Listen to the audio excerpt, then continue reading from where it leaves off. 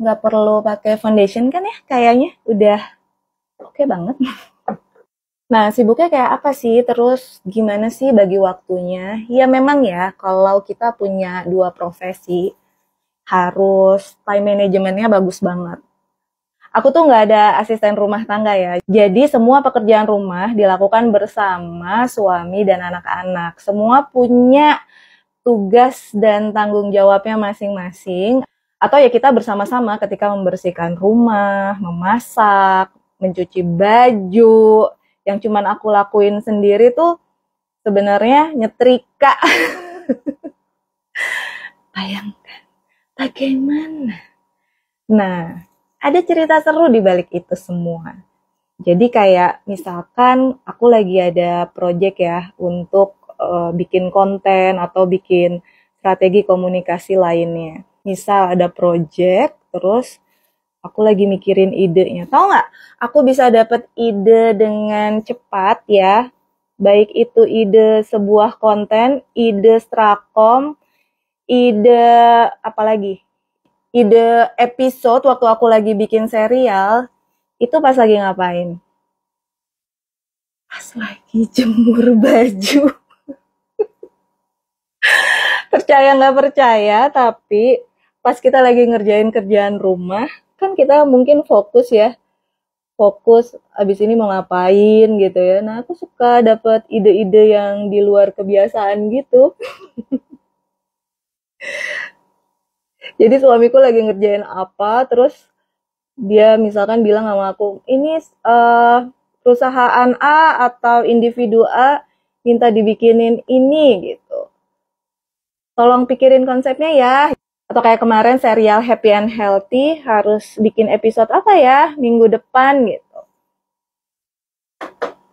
Tiba-tiba aja pas lagi jemur baju muncullah ide-ide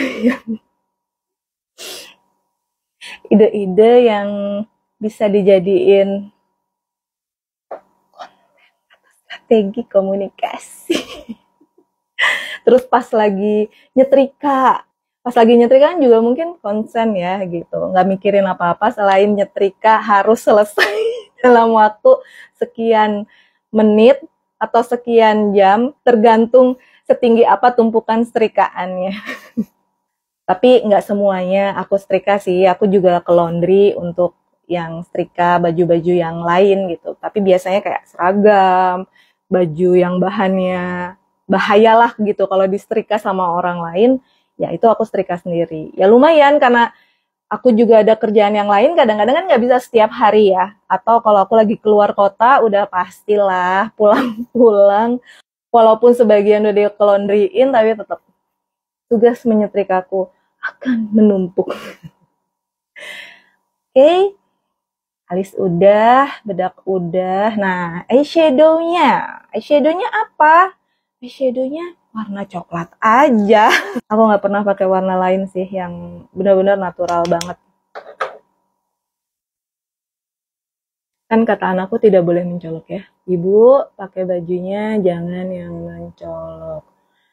Oke, sebelum aku lanjutin, disclaimer dulu, aku bukan penasehat pernikahan, bukan juga penasehat untuk parenting, karena buat aku, kita semua punya caranya sendiri untuk menghadapi orang-orang yang hidup bersama dengan kita, baik suami maupun anak-anak atau sebaliknya istri dan anak-anak. Jadi, kalau ditanya harus menghadapi anak ketika anak tingkah lakunya kayak gini, belum tentu apa yang aku lakuin itu bisa berhasil ke anaknya teman-teman di luar sana.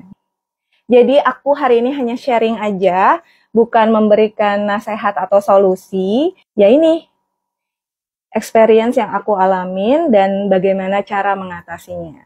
Tentunya tidak mudah ya menjadi seorang ibu rumah tangga yang mempunyai tugas banyak sekali. Sebagai Menteri Keuangan, sebagai juru masak, sebagai apa lagi? Pengasuh anak-anak. Tahu nggak? Ini aku mau curhat aja ya. Punya anak remaja sama yang menuju dewasa, itu sama-sama menantangnya dengan baru punya anak bayi. Karena semuanya serba baru kan. Kayak aku misalkan menghadapi anakku yang paling pertama. Kan udah kuliah ya, udah memasuki usia dewasa. Dan bagaimana tiba-tiba harus mengurus seorang anak yang udah dewasa? Help! Aduh, teman-teman. Jadi, setiap memasuki fase-fase seorang anak, ya belajar lagi, menemukan masalah-masalah baru lagi sama anak. Kan beda-beda ya fasenya gitu. Terus kita cara menghadapinya bagaimana. Dan menurutku kan fase remaja dan menuju dewasa itu kan kita tuh suka serba salah. Bener gak sih di usia belasan tuh your mother is your enemy? Nah, tapi serba salah juga karena aku juga orangnya bukan tipe yang bisa marahin anak gitu ya. Semarah-marahnya aku, tapi anak-anak juga udah ngerti gitu kalau aku udah bilang, ibu marah. Udah, mereka tahu aku beneran marah. Jadi mereka juga nggak akan melawan atau nggak akan ngejawab lagi gitu. Jadi mereka diem dan cukup ngedengerin aku aja. Terus menganggap mereka sebagai teman pun juga